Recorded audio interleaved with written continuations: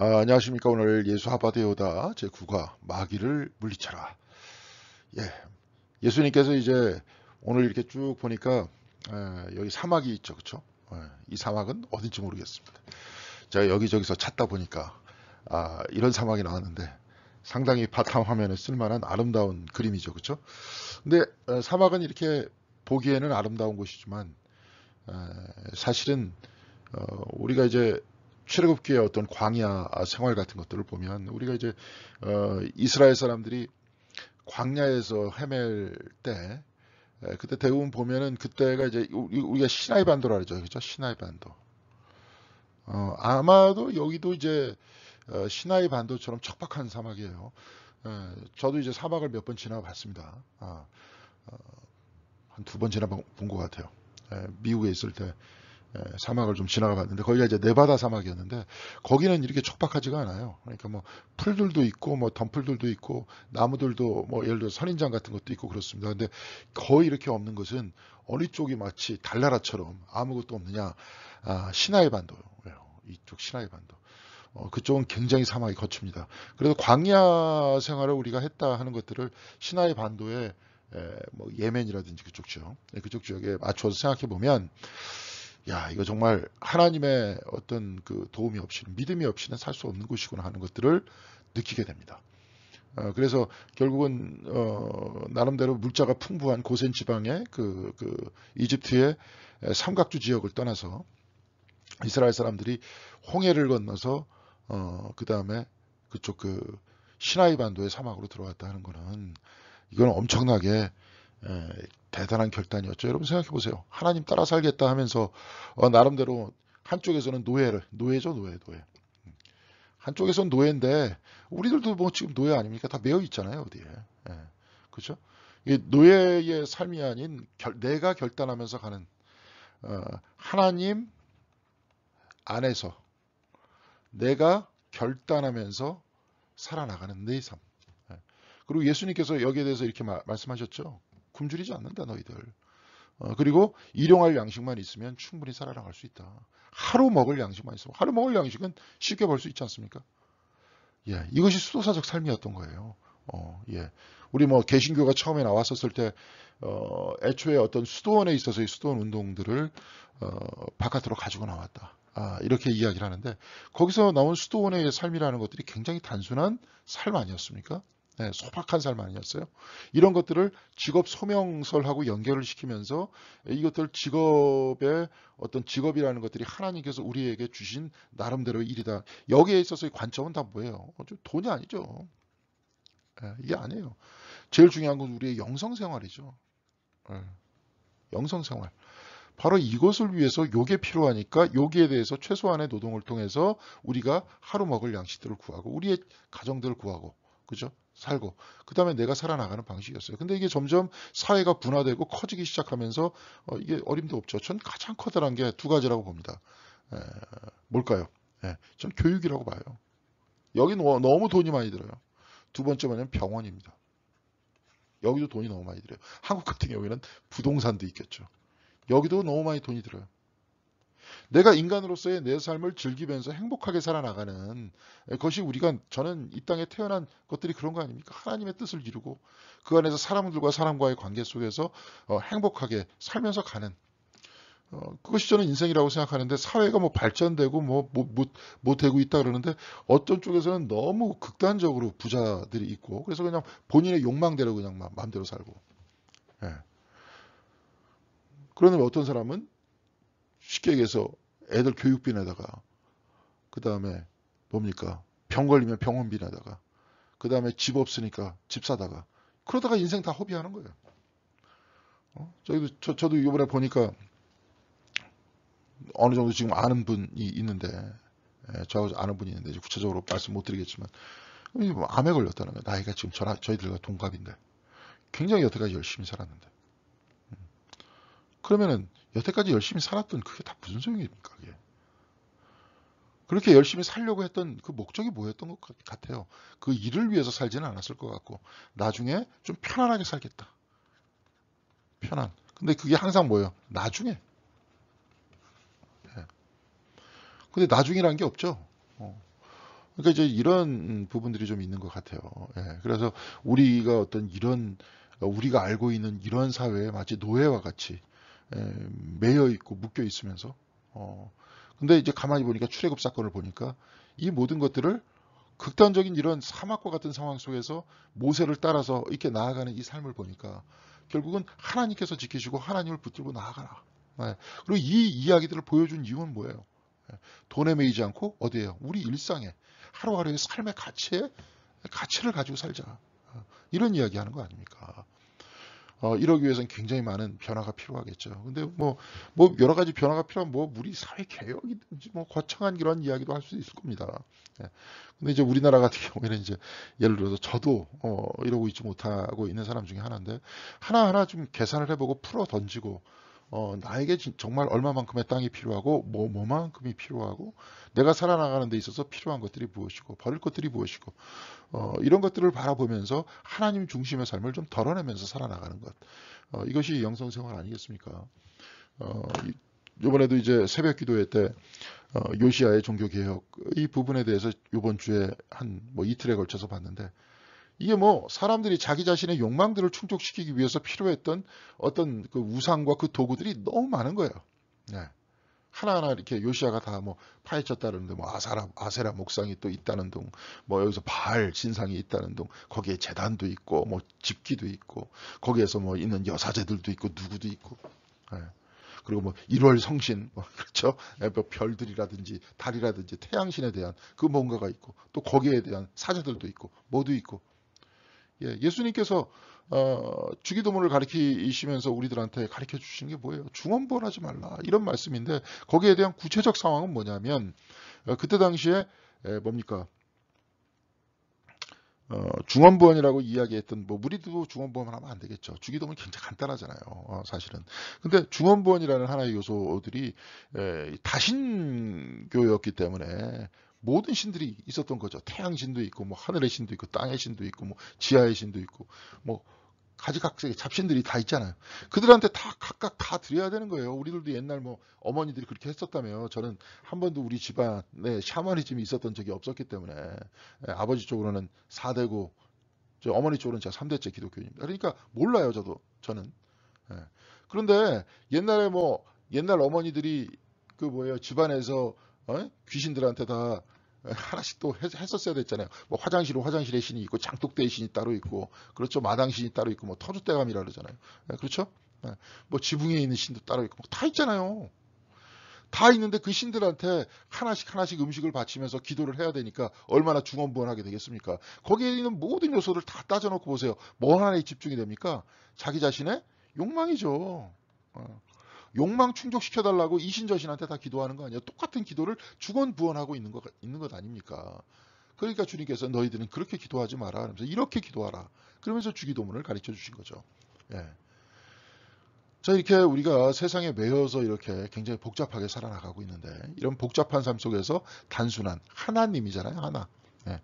하나잖아요. 하나 플러스 님. 예. 하나의 님. 우리는 이렇게 번역하지 않습니까? 단순하게 하나님에 집중해서 당신이 가르쳐준 말씀에 의해서 그리고 여러 가지의 오늘 같은 경우에도 이렇게 보면 마귀를 물리쳐라 이렇게 나오고 있지만 다양한 형태의 윤리적 상황에서 우리는 어떻게 결단을 내려야 될까 같이 토론하고 연구하고 특별히 오늘 여기서 나와 있는 이야기들을 보니까 이렇게 돼 있더라고요. 윤리는 어떤 나름대로의 공동의 것이다. 우리도 윤리의식을 가지게 될 때, 우리가 삶의 방식들을 가지게 될 때, 그리고 바르게 살아야 되는 삶의 방식을 가져야 될 때, 혼자 생각하는 것도 필요하지만, 공동에 서로가 토론하는 것도 필요하다. 혼자 하는 것들은 뭐냐? 여기서는 이제 오늘, ignacio loyola죠. 여기서 이그나티우스라는 그런 표현을 쓰는데, 이그나티우스라는 말을 쓰는데, 이그나티우스가 아니고, ignaci오입니다.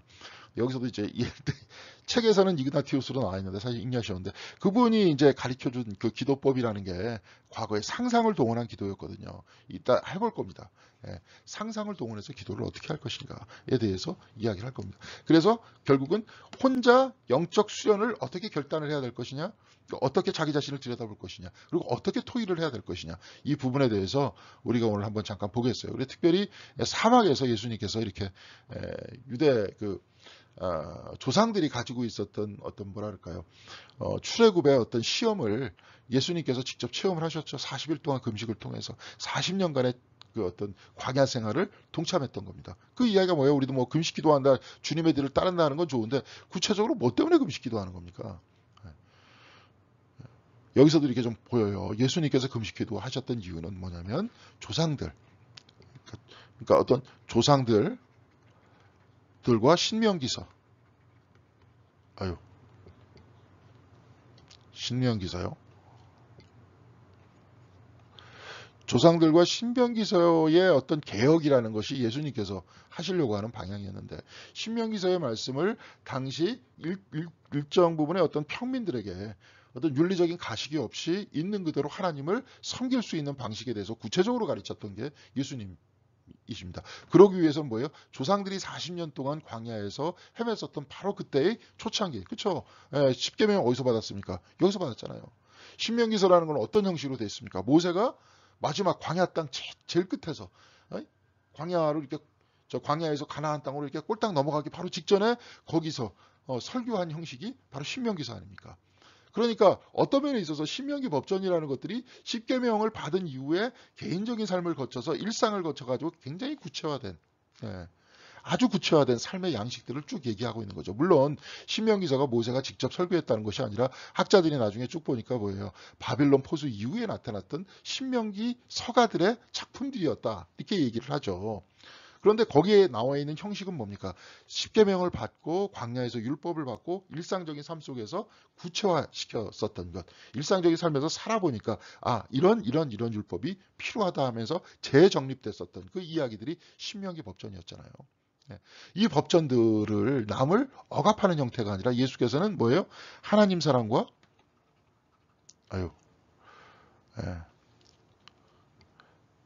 하나님 사랑, 이웃 사랑으로 풀어내시면서 이것을 비유와 더불어 사람들에게 가르치셨던 랍비였다는 거죠.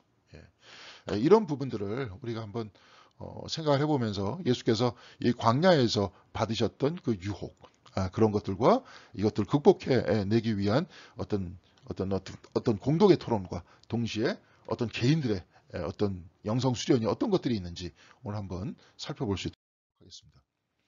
여기서 그 본문 텍스트는 이렇습니다. 제가 한번 쭉 읽겠습니다. 그때 예수께서 성령에게 이끌려 마귀에게 시험을 받으러 광야로 가사 40일 밤낮으로 금식하신 후에 줄이신지라. 시험하는 자가 예수께 나와 이르되 내가 만일 하나님의 아들이거든 명하여 이 돌들로 떡덩이가 되게 하라. 예수께서 대답하여 이르시되 기록되었으되 사람이 떡으로만 살 것이 아니요 하나님의 입으로부터 나오는 모든 말씀으로 살 것이라 하였느니라 하시니, 이에 마귀가 예수를 거룩한 성으로 데려다가 성전 꼭대기에 세우고 이르되 내가 만일 하나님의 아들이거든 뛰어내리라. 기록되었을 때 그가 너를 위하여 그의 사자들을 명하시리니 그들이 손으로 너를 받들어 발이 돌에 부딪히지 않게 하리로다 하였느니라. 예수께서 이르시되 또 기록되었을 때 주 너의 하나님을 시험하지 말라 하였느니라 하시니, 마귀가 또 그를 데리고 지극히 높은 산으로 가서 천하만국과 그 영광을 보여 이르되 만일 내게 엎드려 경배하면 이 모든 것을 내게 주리라. 이에 예수께서 말씀하시되 사탄아 물러가라. 기록되었을 때 주 너의 하나님께 경배하고 다만 그를 섬기라 하였느니라. 이에 마귀는 예수를 떠나고 천사들이 나와서 수종드니라. 아멘. 다음 보겠습니다. 이 부분들을 이제 그 하비콕스는 뭐라고 표현을 했냐면, 하비콕스가 바라봤었던 이 방식은 뭐냐면 이거라는 거예요. 힘의 오남용과 관련돼 있다. 권력의 오남용과 관련돼 있다. 세 가지의 모든 이야기들이 사실 권력적 이야기들이다 하면서 풀었던 거예요. 그러니까 우리들이 무슨 성경 퀴즈식으로 이야기하면 다 지킬 수 있어요. 여러분들 그 저번 시간에 우리가 미드라시 이야기를 우리가 이제 들었죠. 랍비들이 사용하는 그 사용 방식, 그때 당시에 성경 본문이 쭉 있으면 거기에 대한 간격과 또는 우리와 성경 본문 사이에 어떤 간격이 있을 거 아니에요. 우리는 2000년이란 간격이 있을 거 아닙니까? 예수님께서 가르치셨던 간격, 또 우리의 일상적인 삶이 다르죠. 그때 당시 뭐 팔레스틴 사람들하고 똑같이 삽니까? 물론 이제 기본적으로는 똑같죠. 먹고 싸고 자고 뭐 이런 거야. 그때나 지금이나 똑같지만 그렇지만 우리가 언뜻 이해가 안 가는 부분들이 많잖아요. 예, 왜냐하면 이것은 이제 커다랗게 이제 삶의 방식과 예, 방식과 어떤 문화라는 형태의 차이점 때문에 그렇죠. 예, 그들이 가지고 있었던 문화, 예를 들어서 뭐 예수님께서 그런 말씀을 하시죠. 몸이 의복보다 중하지 아니하며 목순이 몸보다 중하지 아니하느냐. 이렇게 말씀하시죠. 몸이 의복보다 중하지 않나? 않다? 뭐 언뜻 이해가 가지만 그거 잘 이해가 안 가죠. 예. 뭐 의복이 뭐라고 우리야 지금 뭐 옷이 흔하고 흔한 시대에 살고 있지 않습니까? 옷이야 뭐 옷 살 돈이 없으면 바자회 같은 데 가가지고 살 수도 있고, 저기 저 뭐예요, 세컨샵 같은 것도 많잖아요. 그리고 우리나라에 저쪽 그 동남아 지역에는 우리나라 옷들이 이렇게 유행이래요.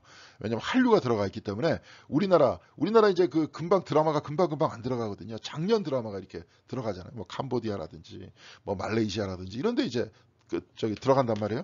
근데 거기서 이 사람들이 입고 있었던 그 옷이에요. 근데 우리가 가만히 보니까 우리는 1년 단위로 그냥 옷들이 바뀌는 것 같아요. 그러니까 애들은 가장 최신 유행 옷을 쫙 입는답니다. 그럼 그 다음에는 이제 엄마들이, 이제 아빠들이 입는 거예요. 예, 아빠들이 이제 뭐 대부분 정장 많이 입고 하니까 엄마들이 입는다는 거예요. 예, 그렇게 입다가 가면 이제 예를 들어서 의류함 같은 데다 집어넣죠. 그러면 그걸 이제 쭉 꺼내다가 어떻게 합니까? 그 옷 중에서 이제 쓸만한 것들은 다시 판매를 하고, 쓸데없는 것들은 다시 이제 이거 다시 이렇게 실로 이렇게 만들거나 뭐 그런다 그러더라고요.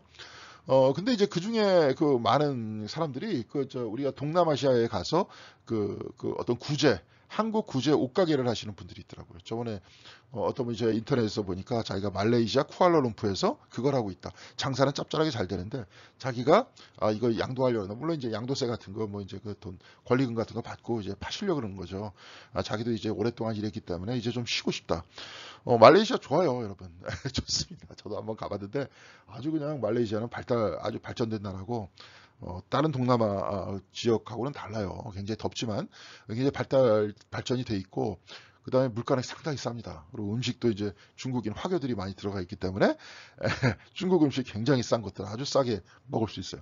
집도 싸고. 하여튼 과거 선교 지역을 탐방하느라고 거기 한번 잠깐 가봤는데, 하여튼 뭐 그래요. 근데 이제 근데 그 우리들은 그 옷이 이렇게 흔하잖아요. 이런 식으로 흔하고 구제 옷도 살 수 있고, 뭐 새 옷이라 그래도 우리나라가 짝퉁이라 그래서 그거 얼마나 잘 만듭니까? 거의 뭐 명품하고 진배 없을 정도의 그런 옷을 만들 수 있는 기술이 있기 때문에 괜찮은데, 과거에 예수님이 사셨을 때 당시에는 옷이 굉장히 비쌌어요. 그리고 옷을 많이 껴입은 사람을 부자라고 쳤습니다. 우리는 전혀 지금 도저히 이해가 갈 수 없는 이거. 요즘에는 막 뭐라 그럴까요? 몸매가 늘씬한 사람을 좋아하니까 어떻게 해서든지 늘씬하게 보이려고 노력하는 요즘 시대인데, 그때 당시에는 겉옷이 비쌌기 때문에 겉옷을 두세 벌씩 입은 사람, 그 사람이 부자였다는 거예요. 몇 겹씩 껴입은 사람. 그래갖고 이런 말씀 하시잖아요. 겉옷을 벗어달라고 하면 속옷까지 벗어주라. 다 줘라 그냥. 예?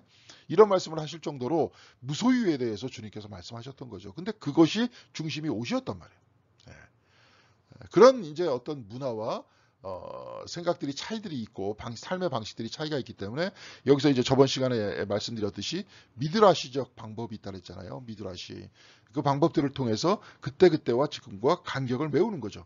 그러면서 이제 저는 이제 이렇게 주석식으로 지금 알아듣게 여러분들한테 말씀을 드렸지만, 랍비들이 주로 사용하는 방식은 이야기였다 그랬잖아요.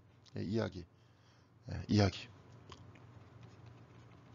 그래서 이야기를 듣다 보면 어떻게 됩니까? 그때그때와의 간극들이 메워지는 거죠. 우리는 뭐 이제 요즘에 설교할 때 뭐 예화를 든다든지, 딴 데서 이제 신문이라든지 딴 책에서 가지고 있었던 이야기를 드는 게 다 이해하자고 그러는 거죠. 그러니까 그때 당시에 그 이야기들을 우리의 언어로 바꿔서 우리의 이야기들을 하다 보니까, 사실은 뭐 첫 번째 돌을 뭐 이렇게 떡으로 만들어라. 성전에서 떨어져도 무사하고 안전한 모습을 보여줘라. 나한테 절하라. 이런 모든 것이 힘의 오남용에 관한 그런 말씀을 하셨다는 거예요. 우리가 뭐 누가 요즘에 뭐 사탄한테 누가 절하겠어요? 여러분들. 에? 돈을 빵으로 만들 수도 없고, 우리는 성전에서 아니면 우리 교회 꼭대기에서 뛰어내려 보세요. 다 죽지. 하지도 못하고. 그러니까 그렇게 성경 퀴즈식으로 머리에 이렇게 집어넣어 봐야 별 소용이 없습니다. 우리가 이것이 무엇을 뜻하는지, 어떤 것을 지칭하고 있는지를 우리가 이해해야 되고, 이것을 우리의 삶 속에서 적용하면서 살아야죠. 예, 뭐 적용하면서 산다. 뭐 이런 차원보다도 우리의 삶이 말씀이 돼야죠. 예, 뭐 말씀만 듣고 뭐 그 말씀 뭐 그런 좋은 말씀이네. 예, 그렇게 100번 1000번 얘기 들어봐야 무슨 소용이 있겠어요. 저는 오히려 소용이 없다고 봅니다. 그러면 귀만 커지고 머리만 커져요. 활동은 안 해요. 그다음부터는 다 남들 평가만 합니다. 뭐 저 얘기 뭐 저 사람은 저렇게 얘기했고 저 목사는 저렇게 얘기했는데 아니 저 목사가 더 낫네. 이 예화를 더 잘 들어주네. 뭐 저 사람 설교가 낫네. 뭐 이 정도 뭐 이렇게 돼버리는 거예요. 아니 제가 볼 때는 이게 한국 교회 지금 고질병이라고 봐요. 하나의 설교라든지 예배라는 게 그래서 하나의 공연입니다. 공연. 예? 좀 보세요. 뭐 젊은이 뭐 교회 뭐 어떤 젊은 사람들 예배 드리는 거 이게 다 보면 하나의 공연이에요. 공연. 예. 딴따라합니다. 예. 예배도 이 공연 방식으로 드리고 그 다음에 설교도 이런 공연 방식으로 듣는 것 같아. 예. 그리고 해서 좀 낫네. 뭐 이번에 좀 한번 풀이 한번 했네. 뭐 이런 식으로 지금 얘기를 하고 있지 않습니까? 이런 것들이 많아요. 이제 이렇게 되다 보니까 이제 예배도 그런 방식으로 바뀌는 거죠. 뭐 예배 콘티를 짠다 어쩐다 그러면서 다 쇼를 하려고 자꾸 그러지 않습니까? 예? 저번에도 뭐 어느 교회에서 보니까 뒤에서 커다란 스크린이 쫙 있는데 뭐 목사가 6.25 전쟁 쫙 얘기하니까 뒤에 6.25 전쟁이 처음부터까지 쫙 그러니까 그런 것만 전문적으로 하는 뭐 부목사가 있는 거고 방송실이 있는 거고 그런 거죠. 네. 뭐 이런 겁니다. 뭐 별 내용 없는데 그런 이제 어떤 쇼업 하는 거죠. 왈터 베냐민이라는 그 어떤 철학자의 시각으로 보면 그런 것들을 다 이제 판타지라 그러고 환등상이라 그러죠. 예, 예. 뭐 이런 것들이죠. 그러니까 이제 이런 것들을 볼라 그러지 말고 여기서 구체적으로 어떤 내용이냐 그리고 우리가 어떻게 그것을 살아가야 할 것이냐 이런 내용이 중요한 겁니다. 자, 까라바조프가의 형제들에서 나오는 내용이래요. 여기서 대신문관, 대심판관, 대신문관에 대한 이야기인데요. 이게 이 책이 까라바조프가의 형제들 중에서 대신문관의 이야기가 굉장히 유명하기 때문에 이 책이 또 따로 나왔습니다. 까라바조프가 도스토옙스키의 대신문관, 웰고대학교 출판부. 그러니까 이게 이제 앞에 대신문관의 이야기를 쭉 하고요. 여기서 이제 이 대신문관에 관한 이야기, 여기서 이제 로자노프라는 안 보이죠. 여러 명의 사람들을 이렇게 쭉 뽑아가지고 이 사람들은 이것을 과연 어떻게 읽고 있느냐. 한 6장에 걸쳐서 7장이네요, 7장. 7장에 걸쳐가지고 쭉 각각의 사람들, 다양한 사람들이 대신문관에 대해서 이해하는 글들을 써놓은 겁니다.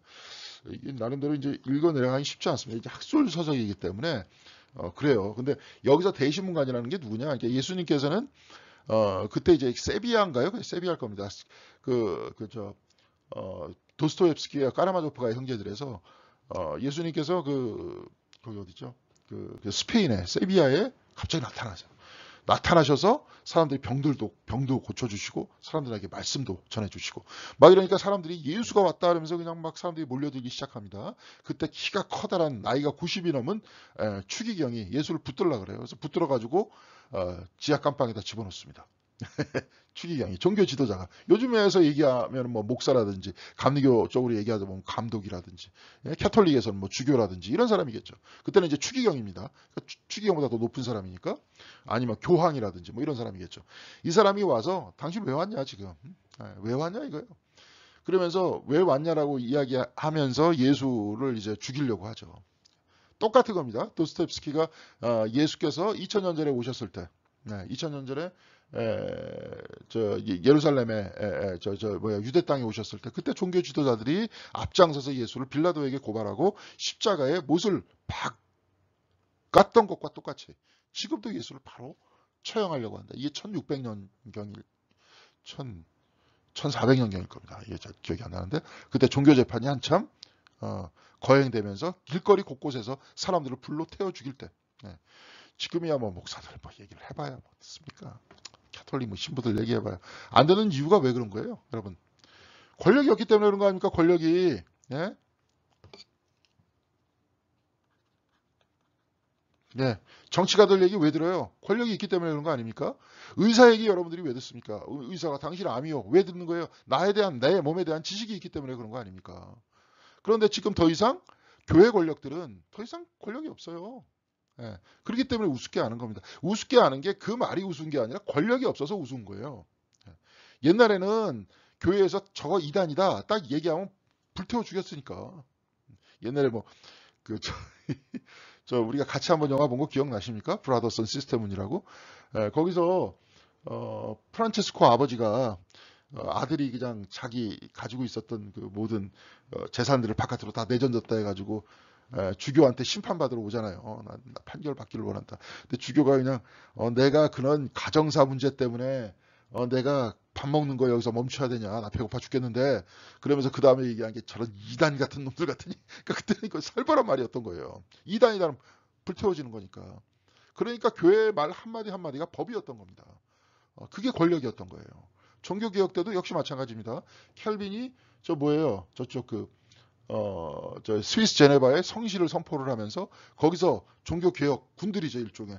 그런 나라를 딱 선포했었을 때 거기서 뭐예요? 틀린 사람들 37명인가 죽였어요. 그 중에 자기 며느리도 죽였습니다.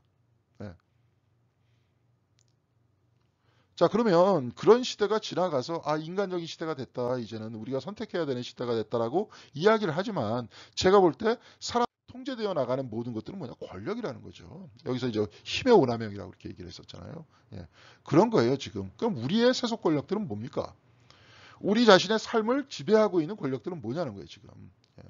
좀 아까 뭐 몸매 이렇게 얘기를 할 수 있겠죠. 탤런트, 그들의 얼굴, 그다음에 계속 얼굴 뜯어고치잖아요. 어마어마한 고통일 거 아니에요. 막 여기 뭐 양악 수술인가 여기 뭐 턱까지 다 깎아내면서 그러면서도 아름다워지려고 그러잖아요. 그럼 외적인 아름다움이라는 것들이 궁극적으로 이 사회를 지배하고 있는 겁니다. 이게 뭐 때문에 그런 거예요? 상품화잖아요. 상품화.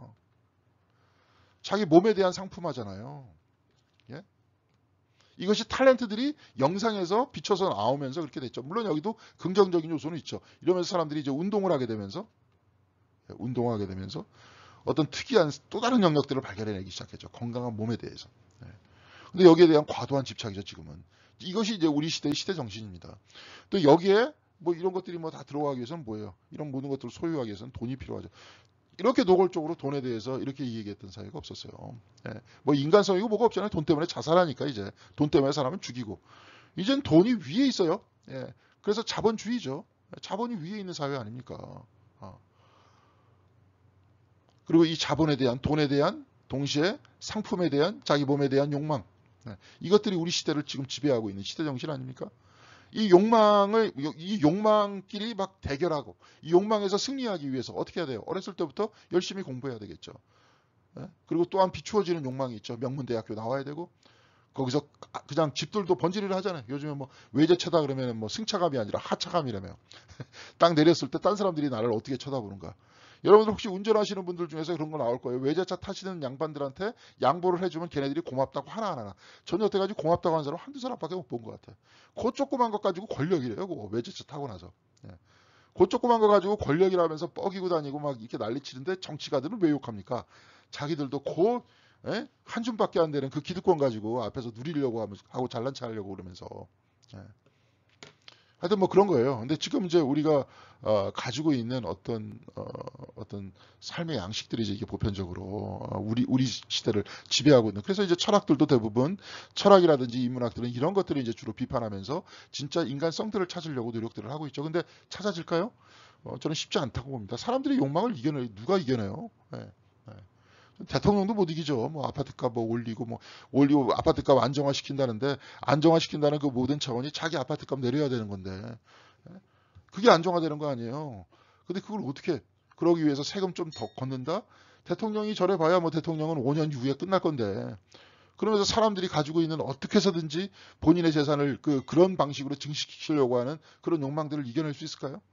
전 누가 올라와도 이겨낼 수 없다 봐요. 네. 그렇게 봅니다. 그렇게 되면 이제 가면 갈수록 젊은 세대들은 더 가난해지겠죠. 집을 더 못 사겠죠. 예. 어떻게 삽니까? 만약에 이제 부모한테 물려받은 재산이 있고 그 아파트가 있다 그러면 그 사람들은 어떻게 할는지 모르겠지만 없는 사람, 생으로부터 처음 벌어가지고 서울에서 살아야 될 사람은 어떻게 살아야 돼요? 이게 쉽지가 않죠. 그러다 보니까 자꾸 빈부격차가 생겨나죠. 집 때문에. 그러면서 그 사람들이 사는 지역이 벌써 나눠졌잖아요. 강남하고 강북하고 땅값의 차이가 있기 때문에. 그러면서 뭐 은근히 자기들끼리 얘기하잖아. 강남이냐 비강남이냐 이렇게 얘기하면서 지역별로 얘기하면서 이제 이러면서 알기 모르게 자기 스스로 계급을 만들어내는 겁니다. 그래서 마치 거기에 있는 사람은 뭐 신체 구조가 다르다는 듯이 과거에도 얘기했어요. 아리스토텔레스 그렇게 얘기했습니다. 노예로 태어난 사람 따로 있고 귀족으로 태어난 사람 따로 있다. 몸의 신체 구조가 다르다. 뭐 이런 식으로 저 철학자들이 상상력을 뭐 거기다 보태줬는데 뭐 그런 상상력이 자꾸 생길 거 아닙니까? 그러니까 아까 그런 차 타면은 특권 의식이 생기죠. 나는 당연히 끼어들어도 되는 사람이고 쟤는 부딪힐 수 없어. 부딪히면 그 값이 얼만데. 뭐 이런 식의 생각들과 의식들이 생겨나는 거 아니에요. 예. 그러니까 그런 것들이 이제 좀 이따가 같이 얘기할 겁니다. 자, 여하튼 그때 당시에 이제 예수님이 오셨습니다. 이제 오셨는데 그때 이제 그 대신문관이라는 사람이, 그러니까 이게 뭐냐면 추기경이라는 사람이 한 말을 제가 한번 쭉 읽어보겠습니다. 까라마조프가의 형제들 일부입니다. 예수님께서 마귀가 돌을 떡으로 만들어라. 그럴 때 떡으로 만들어야 됐다는 거예요. 그래야지 사람들을 통제할 수 있다. 그런데 당신은 쓸데없이 사람들한테 자유를 주려고 했다. 근데 사람들은 자유를 누릴 줄 모른다. 누릴 줄 모르는 저들한테는 통제해야 되고 억압해야 된다. 이 얘기입니다. 예수님과 같은 분들은 뭐예요? 끊임없이 인간에 대한 가능성들을 이야기를 하고 하나님에 대한 은총들을 이야기하면서 거기서 성경책에서도 그러잖아요. 하나님께서 심판을 하시지 않는 이유는 오래 참으사 끊임없이 회개하고 하나님께로 돌아오기를 원하신다. 통제가 아니라 하나님께서 주신 그러한 삶과 자유를 가지고 기쁨을 만끽하면서 서로가 같이 살고 동시에 뭐예요? 인간성이 회복되는 거죠. 성경 그대로. 예? 뭐 시편 80몇 편인가에 나왔잖아요. 사랑과 정의가 서로 입을 맞추는 그러한 시대. 사랑과 공의가 입을 맞추는 시대. 그것이 내 삶 속에서 이루어지는 바로 그 생활. 예. 예수님께서 항상 말씀하시는 하나님 사랑과 이웃 사랑. 정말 사랑하면서 살 수 있는 사람. 뭐 이런 이야기들을 하셨잖아요. 그런데 이제 그게 아니라는 거죠, 이 사람은. 그들이 자유로운 동안은 어떠한 과학도 그들에게 빵을 줄 수 없대. 자유로울 동안에는 그렇대요. 네. 그러나 결국에 가서는 그들도 자기의 자유를 우리의 발 아래 갖다 바치고 우리를 노예로 삼아도 좋으니 제발 먹을 것을 주시. 먹는 것에 지금 뭐 돈에 자기 자신의 영혼과 자유를 팔아버린다는 거죠. 네. 지금 그러고 있잖아요, 우리가. 뭐 우리 매일 뉴스에 보고 있습니다. 네. 갚을 돈 없으니까 자살하고 누구 죽이고. 네. 애걸하게 될 거요. 즉 자유와 지상의 빵은 어떠한 인간에게나 양립할 수 없다는 것을 그들 자신이 마침내 깨닫게 될 거다. 자유와 뭐예요? 지상의 빵과 양립할 수 없게 된다. 양립하게끔 만들잖아요. 주님께서 일용할 양식을 주옵시며 라고 말씀하시잖아요. 양립할 수 있다라고 얘기하는데 욕망이 빵에 가 있고 돈에 가 있으면 양립할 수 없다는 거죠.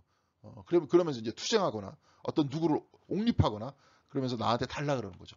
자기네들끼리 그것을 공평하게 분배할 수는 도저히 없기 때문이요. 이때 당시에 이제 막 사회주의가 일어났죠. 도스토옙스키 막 그때. 근데 도스토옙스키가 볼 때 그것을 공평하게 분배할 수 있을지, 인간의 욕망을 이렇게 완벽하게 제어할 수 있는 것은 자기는 불가능하다고 본다. 왜? 그러기 위해서 모두가 수도사가 돼야 되는데. 뭐 사회주의에서 뭐 모든 사람들이 자기가 수행하고 수도하고 뭐 이런 걸 가리킵니까?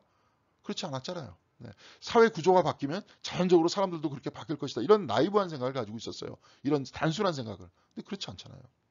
도스토옙스키가 볼 때도 사람의 마음속엔 악령이라고 이제 이 사람 소설 속에도 있거든요. 근데 그런 얘기를 해요. 또한 그들은 자기들이 절대로 자유롭게 될 수 없다는 것도 깨닫게 될 거다. 자기 욕망을 어찌할 수 없게 됐다는 거예요. 그들은 무력하고 죄 많고 한푼의 값어치도 없는 반역자들이기 때문이에요. 당신은 그들에게 하늘의 양식을 약속했어. 예수님께서 그랬다는 거예요. 그러니까 당신이라고 이야기하는 거 이제 여기서 대신문관 추기경이 예수님한테 그러는 거예요. 그러나 다시 되풀이하지만 그 무력하고 영원히 죄 많은 영원히 비열한 인간들의 눈으로 볼 때 과연 하늘의 빵이 땅 위에 빵만 할 수 있겠느냐. 하늘의 양식이 사람이 떡으로만 살 것이 아니라 하나님의 말씀으로 산다 그랬잖아요. 근데 인간들한테 말씀이 무슨 소용이냐. 여러분들한테도 보세요. 아까 뭐 권력이라고 잠깐 얘기를 했었지만 하늘의 양식을 정말 이렇게 애타게 기다리십니까? 네? 보통 사람들이 과연 그럴까요? 네. 저는 오히려 그런 사람들이 그럴 것 같아요. 저기 말기암에 걸려 있는 사람. 네. 네, 잠깐만요. 예, 그래서 만약에 당신이 지상에 빵을 받아들였다면 개개의 인간이나 전 인류에게 공통적인 영원한 고민거리에 대하여 해답을 줄 수 있었을 것이다. 뭐 사람들이 다 이러니까 그냥 그렇게 주면 될 것이다. 그것은 누구를 숭배할 것이냐 하는 문제다. 자유를 누리는 인간에게 끊임없이 가장 괴로운 고민거리는 자기가 숭배할 대상을 한시빨리 찾아내는 데 있다. 모든 사람들은 그냥 숭배할 대상 찾고 있다. 빵을 찾느냐 돈을 찾느냐 그러고 있다 지금. 그러다 빨리 해답을 달라. 그럼 어차피 여기서 뭐예요? 나중에 이제 에라스무스하고 이제 그 뭡니까 누구예요? 루터하고 인간의 의지에 대해서 같이 막 토론하거든요. 이게 뭐냐면 노예 의지론하고 자유 의지론. 예. 근데 저 루터가 볼 때는 인간은 자유가 없다. 결국은 이 루터가 얘기하는 건 뭐냐면 하나님의 은총을 받을 것이냐 말 것이냐. 여기에 대한 이거밖에 없다. 인간한테는 선택권이 없다는 거예요.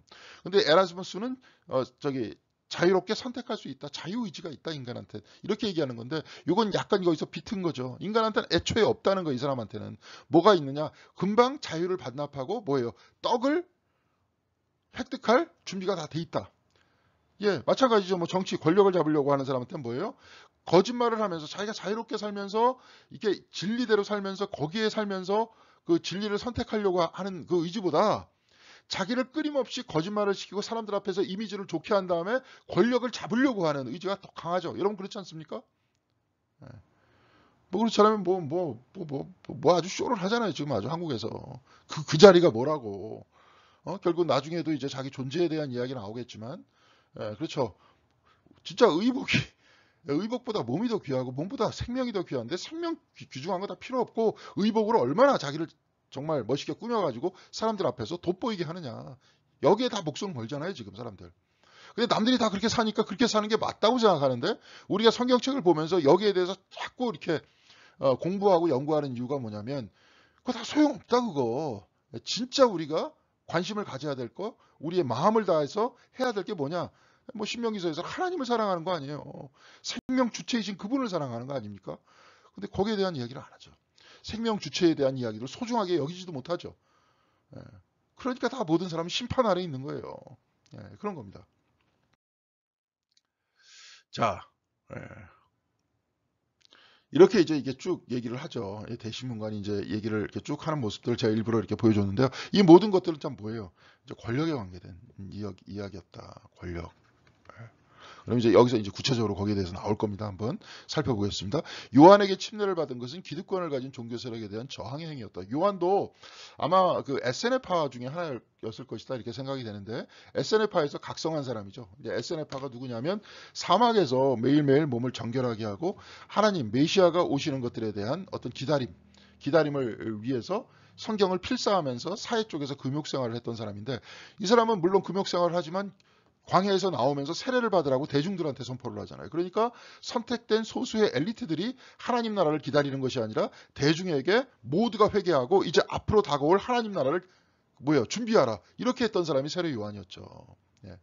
그래서 이제 뭐 인간적으로 보면 예수도 굉장히 세례 요한의 영향을 많이 받았을 것이다. 성경책 안에서는 우리는 교리적으로 고백하잖아요.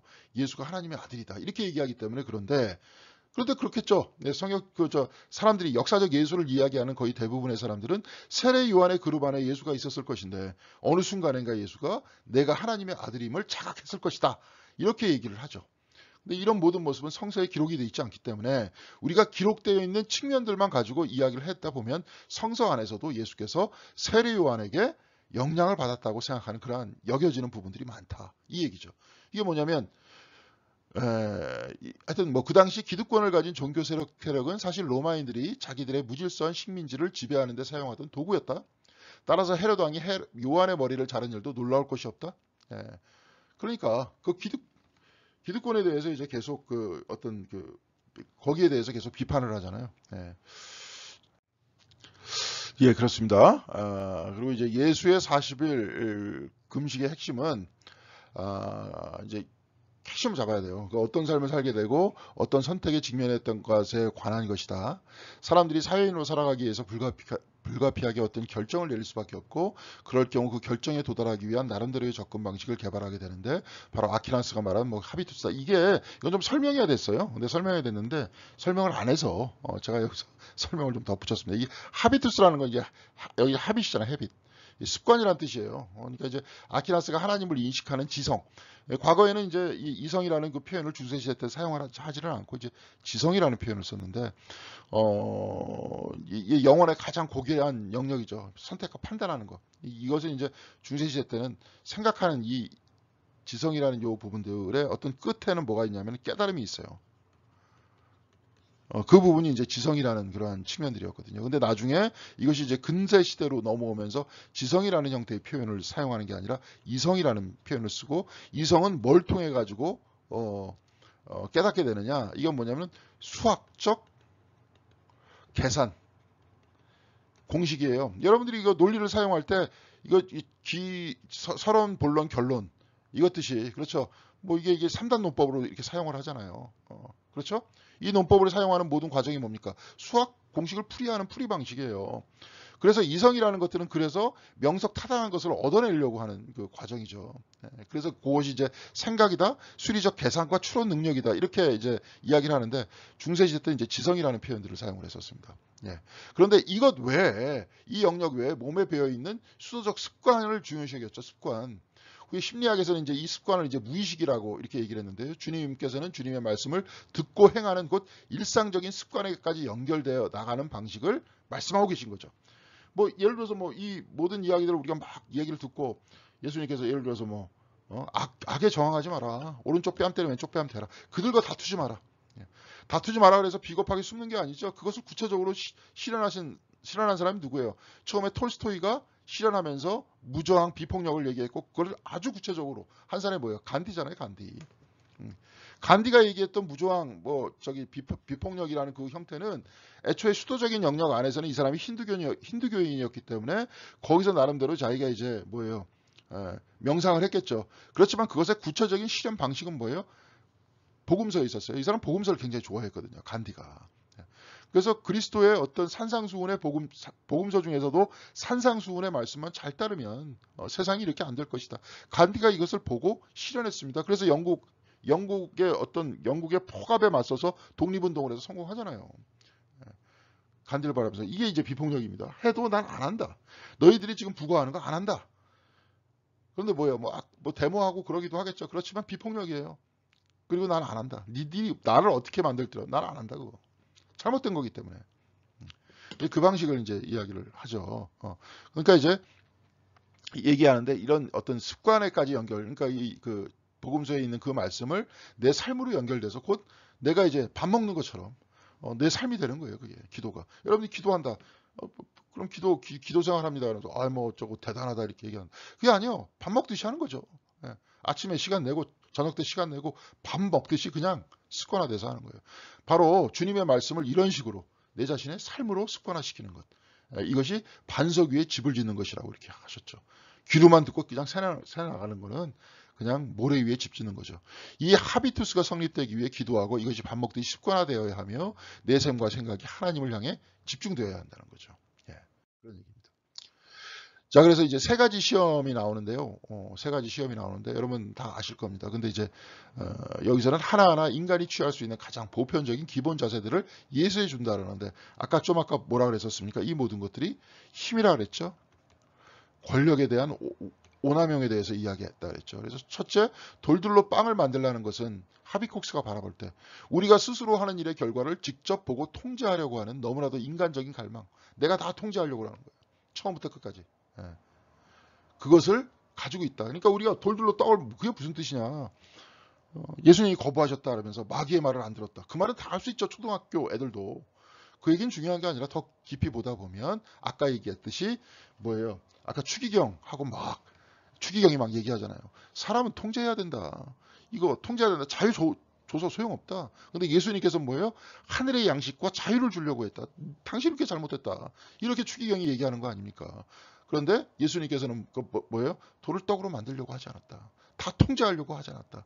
돌을 떡으로 만들려고 하는 것은 타자를 철저하게 내 권력을 통해서 통제하려고 하는 거다. 그렇죠? 예. 그런 겁니다. 자꾸 이렇게 뭐 말하고 이야기하고 막 그러면서 못 살게 굴고 그러면서. 곧 애매함을 가지고 살지 못하는 것을 의미한다. 애매함은 그냥 있는 그대로 내비두고 못 사는 거예요. 예, 뭐 산유화라는 과거 그 어떤 시가 있죠. 저기 저만큼 그냥 피어 있네. 저기 저만큼 그냥 피어 있다. 피어 있는 걸 못 보는 거죠, 그냥. 어떻게 쓰든지 해야 되는 거예요. 통제해야 되는 거예요. 그 양식이 돌로 떡을 만들려고 하는 그 유혹이라는 거죠. 예. 둘째라는 건 뭐예요? 공중에서 뛰어내리라. 이거 뭐예요? 인정받으려는 거죠. 남들에게. 인정받으려고 하는 욕구예요. 남 앞에서. 자, 그래서 누군가가 내가 성취했던 것을 찬양해 주기 위한 것. 많겠죠. 좀 유명인들, 오지랖이 넓은 사람들. 이런 사람 다 이런 사람들 아닙니까? 셋째, 시험은 물리치기 힘든 것. 셋째 시험 물리치기 힘든 건데 이게 뭐냐면 할 말 다 하고 할 일 다 했으면 이제 그대로서는 더 이상 할 수 있는 것이 없다. 그냥 운명에 맡기는 거예요. 한마디로. 운명에 맡김. 하나님 아버지한테 맡기고 주님께서 그래 뭐야 너희 할 일 하라 그러잖아요. 근데 아버지한테 맡기고 그런 게 아니라 일찌감치 포기해버리는 겁니다. 그러면서 운명에 맡기고 또한 어디에 맡깁니까? 권력에 맡기는 거죠. 이 유혹이요. 세 가지가 그러니까 권력의 오남용에 대해서 이야기하는 겁니다. 첫 번째는 통제하려고 하는 것이고, 두 번째는 인정받으려고 하는 욕망이고, 세 번째는 권력과 운명에 맡기려고 하는 거예요. 이것이 세 가지 시험이라는 거죠. 예수님께서는 세 가지를 다 거부하셨죠. 그렇죠? 그러면서 이것이 그냥 한 번 거부하고 만 게 아니라 일평생 거부하는 거죠. 여러분 생각해 보세요. 나이가 드시면 드신 만큼 인정받으려고 하죠. 아까도 막 연예인 겉에 외모 얘기했지만 외모도 외모만큼 인정받으려고 하는 거 아닙니까? 네. 그리고 또 통제하려고 그러죠. 근데 서로가 있는 그대로 좀 내비뒀으면 좋겠는데 어떤 사람이 이제 어떤 영남대학교 교수가 있는데 그 사람이 이제 나름대로 자유주의자입니다. 자유주의자로서 그 사람은 이해할 수 없는 게 예? 핸드폰을 이해할 수 없다는 거예요. 내가 어디 가서 만날 수 없으면 나하고 못 만나는 거지. 왜 그냥 끝끝내 그냥 전화로 불러내갖고 통제하려고 그러냐. 길거리에 지나가는데 왜 갑자기 사람 이름을 부르느냐. 그 사람은 그 사람 나름대로 가고 있는데 왜 이름을 불러서 남들 앞에서 그 이름을 막 이렇게 얘기해요. 그 사람. 그 정도로 자유주의자입니다. 예. 예. 자, 이 시험에 대한 이야기는 예수가 그의 공생애를 시작하면서 그가 선택한 지도자상이 무엇이어야 할까 하는 문제를 가지고 씨름했음을 보여주죠. 그런 다음에 예수가 이 시험 장면을 끝낸 다음에 그 다음에 누굴 뽑느냐? 제자들을 뽑아요. 나중에 예수님께서 가신 다음에 그 다음에 이들이 곧 지도자들이 될 거 아닙니까? 근데 이 지도자들한테 가르쳐 줬었던 앞으로의 지도자들, 제자들에게 가르쳐 줬었던 것도 바로 이 세 가지 유혹에 대한 면들이 분명히 있었겠죠. 그렇죠. 우리들도 마찬가지겠죠. 어떤 면에서 우리가 교회에서 뭐 목사가 뭐 저거 해가지고 뭐 감리교에서 안수 준다 뭐 할 때 사실은 이 부분에 대해서 좀 풀어 헤치면서 여기에 대해서 내가 얼마만큼 자유로운가에 대해서 서로 좀 글 좀 썼으면 좋겠어요. 쓸데없는 거 자꾸 쓰라 그러지 말고. 우리 교인들도 마찬가지입니다. 우리 스스로가 얘기해야 될 게 이 세 가지가 진짜 굉장히 중요한 거 아닙니까? 예수님께서 받으셨던 유혹이고 우리들도 나날이 받는 유혹 아니에요. 그렇죠? 예, 그런 얘기입니다. 예. 마태가 예수의 시험 장면을 그의 첫제자들 뭐 이렇게 그 직전에 배치해놨다. 이것은 결국 그가 지도자로서 내린 최초의 결정이었어요. 그런 다음에 이 결정 안에서 그리고 그가 선택한 이 제자들은 끝까지 그의 직원들, 내각의 핵심 요원들을 이제 구성하게 됐죠. 그래서 예수님께 결단을 내죠. 나중에 이제 뒷부분에 또 결단 내리는 그런 장면들 나오는 거예요. 시험 얘기하면서 그 다음에 시험을 받았을 때 내가 어떤 결단을 낼 것이냐. 내가 진짜 아까 추기경이 얘기하듯이 통제할 거냐, 아니면 인정받으려고 할 거냐, 아니면 운명에 맡겨버릴 거냐 그냥. 이런 형태의 그 끊임없이 고민을 하면서 나름대로 결단을 내렸다는 거 그런 얘기죠. 그래서 그리스도인들은 예수가 하나님의 사랑에 대한 완전히 인간적인 표현이라고 믿는데 그렇다면 그도 다른 인간들과 마찬가지로 불확실성의 고뇌를 느껴야만 한다. 이게 삼위일체를 얘기할 때도 이제 예수님께서 뭐예요? 성부, 성자, 성령인데 사실은 여기서도 중심이 이제 성자죠. 성자는 뭐예요? 완전한 호모우시아라고 얘기하는데 완전한 하나님 또 뭡니까? 완전한 인간이죠. 예. 완전한 인간은 어떤 인간이에요? 지금 세 가지 시험을 당했듯이 고뇌하는 인간이잖아요. 항상 우리는 시험에 앞에 직면해 있지 않습니까? 여기에 극복을 해낼 수 있는 이것도 이제 계속 훈련이죠. 끊임없이 극복해낼 수 있는 바로 그런 것도 굉장히 중요하다 이 말입니다. 그도 겟세마네 동산에서 그것이 죽음을 의미한다는 것을 알면서 또 이제 고뇌하셨죠. 그의 사명을 계속하기로 할까 말까를 놓고 고뇌하면서 피땀을 흘렸다. 왜? 완전한 인간이기 때문에. 그러셔야 되는 거예요. 그래야 인간인 우리들도 포용할 수 있는 것이고 죄인들과 하나가 돼야 돼요. 거기서 십자가에 못이 박혀야 죄 없으신 분이 역설적으로 거기에 십자가에 못이 박혀야 그들을 품고 하늘로 데리고 가죠. 역설적으로 그렇죠. 예수가 십자가에 못 박혔었을 때 주변에 있었던 사람이 누구였습니까? 선한 사람들이었어요? 아니면 예수한테 손가락질하면서 뭐 내려와 봐라 어쩌다 옆에 있는 병정들도 있었고 그렇죠? 그런 사람들이었죠. 그런 사람들이었잖아요. 그런 사람들 사이에 있어야 되는 거예요. 역설적으로.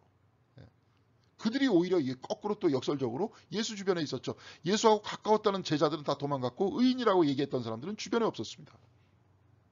이 역설이에요. 거꾸로. 그래야 그 모두를 품고 갈 수 있는 거예요. 그게 십자가의 길이었다는 겁니다. 근데 여하간에 그 어떤 역설의 과정들을 통해서 철저하게 그래서 신이 인간이 됐다는 거 아니에요. 이것도 역설 아니에요. 그렇죠? 이걸 이제 뭐 서양적으로 볼 때는 변증법이라고 이렇게 얘기를 하는데 어떻게 완전한 하나님이 불완전한 인간 속으로 들어갈 수 있겠어요? 근데 이 두 가지가 만나면서 어떻게 돼요? 완전한 구원을 이루잖아요. 완전한 하나님, 우리가 그거예요. 한마디로. 우리는 죄인 아닙니까? 죄인. 우리는 죄인이고 하나님은 거룩하세요. 그러니까 차이가 있어요. 이게 차이라는 건 뭐예요? 다름이라는 차이잖아요. 어떻게 죄인이 하나님께로 갑니까? 다른데. 그런데 이걸 연결시켜줘야 되잖아요. 연결시켜주는 십자가의 그 어떤 역설이라는 것들이 하나님이면서 인간이고 동시에 무한하시면서 한정이 돼 있는 그러한 분이어야 되는 거예요. 그래야지 죄인을 품고 구원할 수 있는 거죠. 그래서 우리는 그리스도에게 구원의 기쁨을 이야기하면서 감사하다라고 얘기할 거 아닙니까? 자, 이거 나중에 십자가의 역설 더 구체적으로 이건 뭐 끊임없이 우리가 연구하고 고민하고 탐구해야 될 주제입니다. 근데 이걸 한번 이제 나중에 한번 더 자세히 얘기할 때가 있을 거예요. 그래서 윤리적인 삶이라는 건 궁극적으로 이제 공동의 작업이라고 이렇게 이야기를 합니다. 이것은 관계와 배움 속에서 자라나는 것이에요. 그래서 여러분들도 이런 것들을 저도 이제 가르치고 그리고 여러분들도 토론하고 저도 또 이제는 오프라인에서 만나야죠. 뭐 이렇게 뭐 인터넷에서 이렇게 쳐봐야 또 얼마만큼 하겠습니까? 서로 얘기를 나누고 생각하고 그러면서 서로의 어떤 대화 속에서 말 속에서 배우는 거죠. 특별히 이와 같이 관계가 되어서 하비콕스는 이 윤리적 삶 안에 상상력과 자기 수행이 필요함을 말하는데 이 두 가지를 위해서 그가 선택한 것은 이그나티우스 로욜라인데 이제 ignacio 로욜라라고 했죠. 영성 수련이다.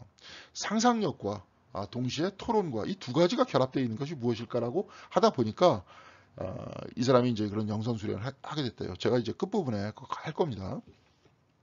영성 수련에는 미드라시와 놀랄 만큼 비슷한 면이 있다. 랍비들과 마찬가지로 ignasio입니다. ignasio도 그때와 지금과 사이에 나와 있는 간극을 메우기 위해서 상상력에 이 사람 항상 호소했어요. 이게 어떤 얘기냐면 한마디로 성경책에서 말씀이 딱 나왔다는 그 말씀에 내가 들어가는 거예요.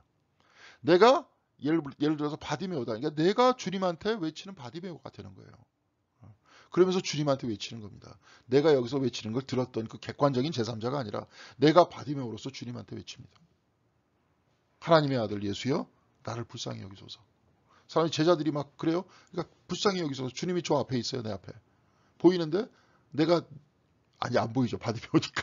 저 앞에 있고 사람들이 웅성웅성거리고 저쪽에 계시다는 걸 내가 듣고 있어요. 다윗의 자손 예수여 나를 불쌍히 여기소서. 그러면서 여러분들이 이제 대화를 나눠야죠. 내가 너에게 뭘 해주길 원하느냐. 그리고 여러분들이 그렇게 얘기했죠. 눈을 뜨길 원합니다. 내가 이제 눈이 먼 그러한 장님이 아니라 영혼의 눈이 멀었던 사람. 아까도 잠깐 얘기했지만 일평생 열심히 돈을 벌려고 노력을 했지만 결국은 내 몸 하나 사라지면 끝나는 건데 그거 하나 모르고 나중에 내 몸에 병이 들렸어요. 이게 나한테 뭐 해줄 것이 없어요. 그러면 나에게 그럼 정말로 중요한 게 뭐냐? 나는 이제 금방 이 세상을 떠날 건데 영생이 과연 뭐냐? 근데 난 영생에 너무 눈이 멀어져 있었어. 성경에도 눈이 멀고 있고 주님에 대해서도 모르고 아무것도 몰라. 주여 나의 눈을 열어주시옵소서. 여러분들의 상상력을 통해서 얘기할 수 있을 거 아닙니까? 삶과 죽음의 문제가 내 앞에 닥쳤어요. 인생의 의미에 대한 문제가 내 앞에 닥쳤어요. 내가 왜 살아야 될 거냐? 여기에 대해서 내 앞에 닥쳤어. 그런데 바빠서 이런 거 생각 못 하겠다고요? 저도 이제 옛날에 그랬었던 젊은이 중에 하나였는데 생각해보니까 그거야말로 황당무계한 소리라는 것을 깨닫게 됐습니다. 오히려 이것이 가장 절실한 문제인데 이 문제를 해결해야 되는데 근데 이게 해결되지 않는 문제는 뭐예요? 눈이 감겨져 있기 때문에 마음속에서 주여 나의 마음의 눈을 영혼의 눈을 열어주시옵소서. 그러니까 주님께서 열어주시잖아요. 그때 뭐예요? 바디메오는 옷을 벗고 가죠. 우리도 옷을 벗고 가야 되는 거예요. 이제부터 주님과 대화하면서 살아야 되는 겁니다. 이게 이제 상상력이에요. 그때 당시에 들어가는 겁니다. 성경에 있는 사건을 그 안에 집어넣고 그 사건을 오늘 나의 삶 속으로 끌어내는 겁니다. 상상력이 호소하는 거죠. 우리는 나는 누구인가 하는 문제를 나는 무엇을 해야 하는가 하는 문제와 분리하는 잘못을 범하고 있대요. 먼저 내 안에 내가 그 존재가 됐을 때 무엇을 해야 하는가가 나오죠. 이걸 이제 동양에서는 이걸 뭐라 그러냐면 이게 특별히 이제 중국 철학 안에서는 존재론이라는 게 따로 없거든요. 항상 가치예요, 가치. 아들이 됐으면 마땅히 그래야 되고 누가 되면 마땅히 그래야 되는 것. 마땅히 그래야 하는 가치가 있는 거죠. 윤리가 있는 겁니다. 가치와 존재론이 같이 결합되어 있어요, 사실은. 근데 이 둘을 자꾸 따로 떨어뜨려 놓고 보니까 윤리적 행동과 나 자신의 존재론과 자꾸 분리시키는 우를 범한다. 여기서 이 사람이 하비콕스가 얘기하고 싶은 건 뭐냐면 이런 형태의 존재론적인 중심으로 들어가야 된다 우리가. 예, 그렇죠?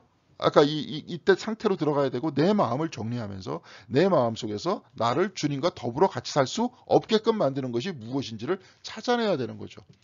그래야지 가치가 생기는 거죠. 그렇죠? 주님을 따르는 제자가 돼야 그 다음에 그에 맞는 성서의 가르침에 행동을 하게 될 거 아닙니까? 근데 이걸 자꾸 분리시켜놨어요. 이건 서양 철학의 문제입니다. 사실은 어떤 면에 있어서. 예. 그래서 윤리적 문제를 그래서 검토할 때 먼저 해야 되는 건 뭐예요? 우리 자신을 들여다보는 거. 예. 우리 교회에서도 지금 새벽 기도회 때마다 침묵 기도하고 있습니다. 예, 침묵 기도하고 있어요. 근데 오늘 ignacio 로욜라의 기도는 상상력을 동원한 기도는 좀 다릅니다. 이것도 기도해야 될 필요가 있어요. 한 번쯤 성경 안에 있어서의 말씀 속으로 들어가서 주님과 끊임없이 대화를 나누는 것. 가르침 속에 들어가서 대화를 나누는 것. 이게 굉장히 중요합니다. 이게 제 책이 여기서 이렇게 쭉 보니까 어디 있습니까? 여기 있어요. 요 ignacio 로욜라가 영성수련이라고 얇은 책을 썼는데 뭐 그거는 이제 옛날식 방식이고 이걸 굉장히 이 샘이라는 책이 있어요. 샘.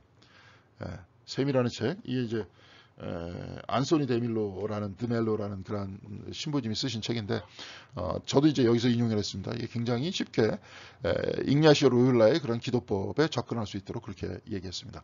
여러분도 한번 그런 기도법, 기도잖아요. 우리는 그냥 다 달라는 기도였었잖아요. 한번 생각해 보세요. 네? 주님과 더불어 같이 살면서 주님 말씀 내 삶 속에서 하나님 나라 이루어지도록 하겠습니다.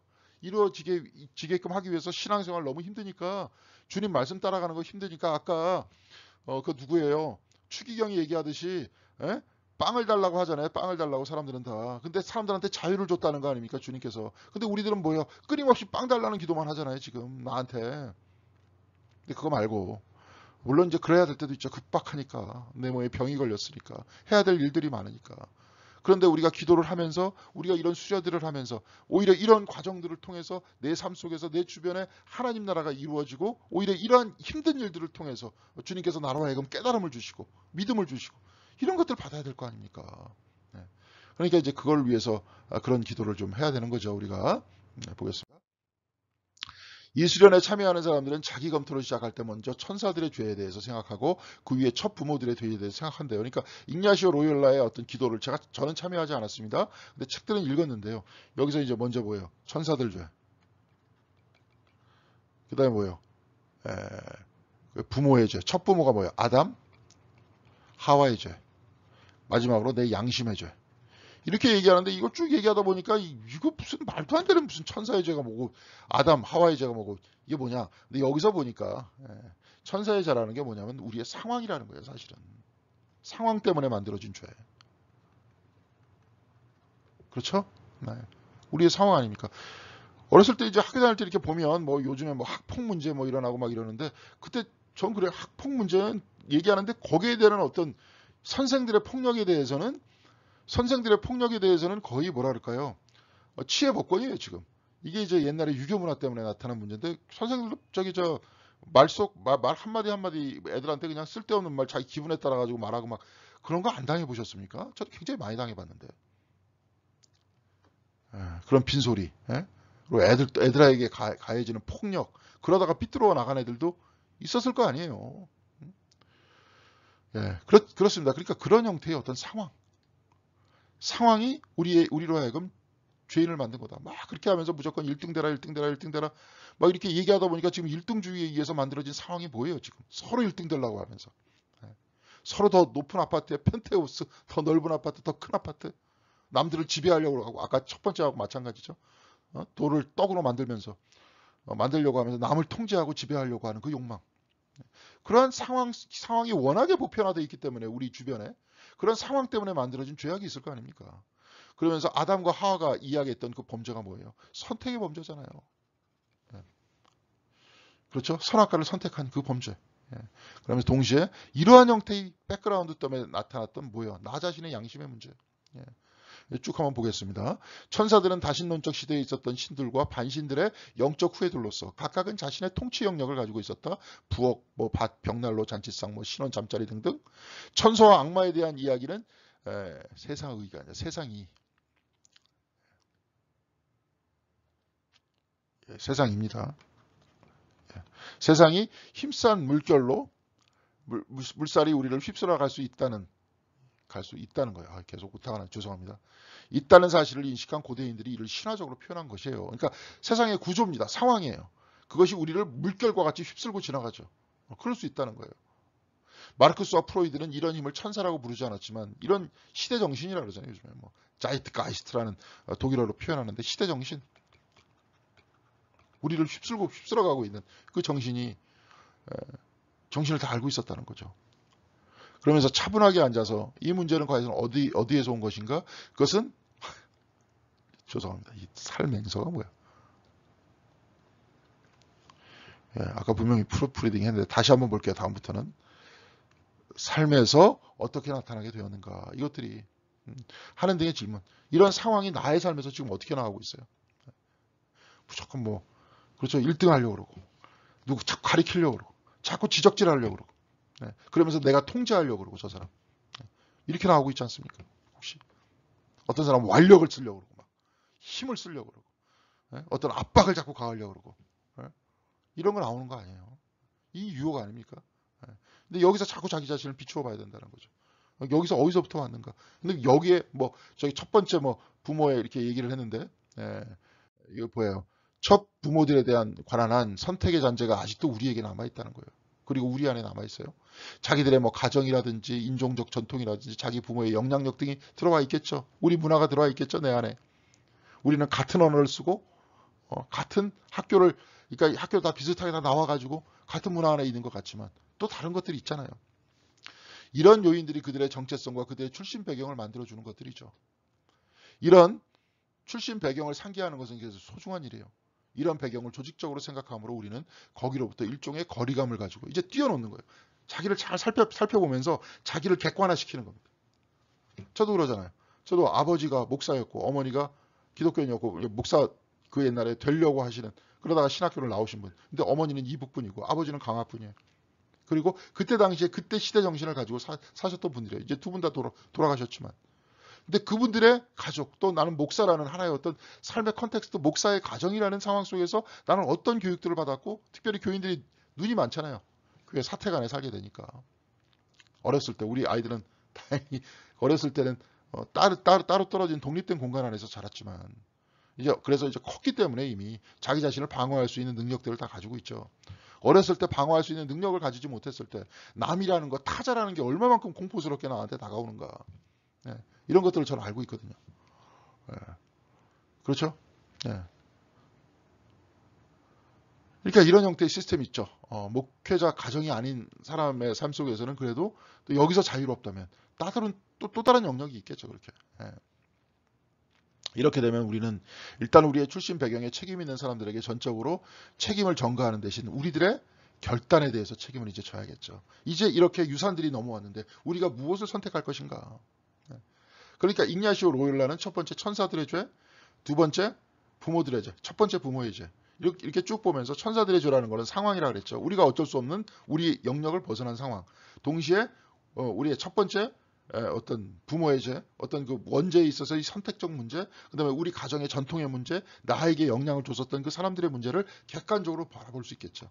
그렇죠. 그러면서 그것들을 선택하면서 할 수 있겠죠. 그렇게 됐을 때 우리가 자유로워질 수 있겠죠. 거기서부터 벗어났을 때. 그것이 당연하다고 생각하면서 같이 이렇게 맞물려 돌아가면 거기에 대해서 자유라는 것들이 없는 거 아니야. 그냥 매이게 되면서 쉽게 얘기해서 뭐예요. 천사들의 죄, 부모들의 죄, 우리의 첫 번째 부모의 죄까지 그냥 똑같이 그냥 이렇게 살아가는 거 아닙니까? 그러니까 기도라는 건 뭐 이걸 객관화시키는 거죠. 벗어나는 거죠. 그러게 하기 위한 방식이 이제 아까 ignacio 로요라의 뭐예요? 영신훈련, 영성훈련인 거예요. 그 사람의 그 영성훈련. 그렇게 하려고 하는 게 여태까지 이런 거 안 해봤잖아요. 자기를 객관화시켜보지 않았잖아요. 그래서 천사들과 첫 부모의 죄를 살피는 일을 마치면 우리는 성 igna티우스가 처방한 다음 단계 곧 자기 자신의 개인적 양심을 살피는 것으로 올라간다. 내 양심. 편익을 금방 막 자꾸 선택하려고 하느냐. 왜? 그 전통 때문에. 뭐 때문에. 그러면서 이제 자기 자신이 양심으로 이제 올바른 것을 선택하려고 하게 되겠죠. 주님께서 그렇죠. 세 가지의 시험을 당하신 다음에 그 다음에 올바로 제자들을 선택했잖아요. 그리고 제자들로 하여금 그 이야기를 나중에 들려줌으로써 또 올바로 선택할 수 있게 해주시잖아요.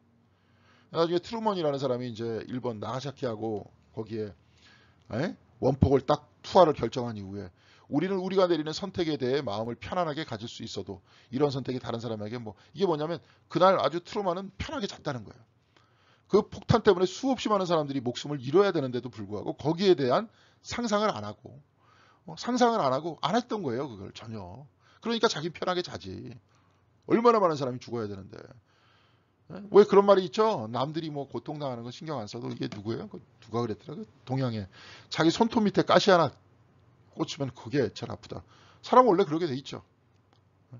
그러면 그렇게 입장을 바꿔놓고 상상하면 될 거 아니에요. 상상. 히로시마와 나가사키에 있는 그 사람들이 나의 가족 중 한 명이다. 그럼 그 짓 하겠습니까? 그럼에도 불구하고 하는 인간이 있겠죠. 당시의 편익에 따라서. 이게 뭐예요? 천사들의 죄, 부모들의 죄, 부모의 죄, 동시에 뭐예요? 내 자신의 양심의 죄. 이런 것들을 성찰하지 않으면 이런 현상들이 나타나게 된다는 겁니다. 자, 그래서 여러분들한테 이제 ignacio 로요라의 영성 수령을 위한 현대 이 책을 재구성한 책 이제 샘 여기서 하나를 보겠습니다. 예수님께서 비유를 들어 이르시되 천국은 마치 사람이 자기 밭에 갖다 심은 겨자씨 하나를 같으니 이는 모든 씨보다 작은 것이로되 자란 후에는 풀보다 커져서 나무가 되매 공중의 새들이 와서 그 가지에 깃들이느니라. 이 말씀을 한번 ignasio의 영신수련적 방법들을 통해서 그 안에 한번 들어가 보자. 그래서 먼저 아까 세 가지를 얘기했죠. 천사들의 죄, 부모의 죄, 그 다음에 나의 양심을 살피는 그러한 방식이 있고요. 그러니까 여기서 이게 뭐예요?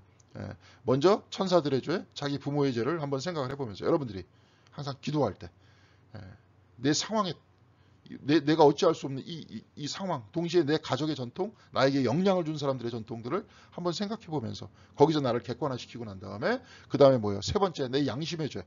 이것들을 살펴보면서 이걸 한번 살펴보자는 거예요. 자, 내 손에 작디 작은 씨앗을 준다. 주님께서 말씀하셨으니 겨자씨. 이 씨앗이 무럭무럭 자라서 큰 나무가 되는 것을 본다.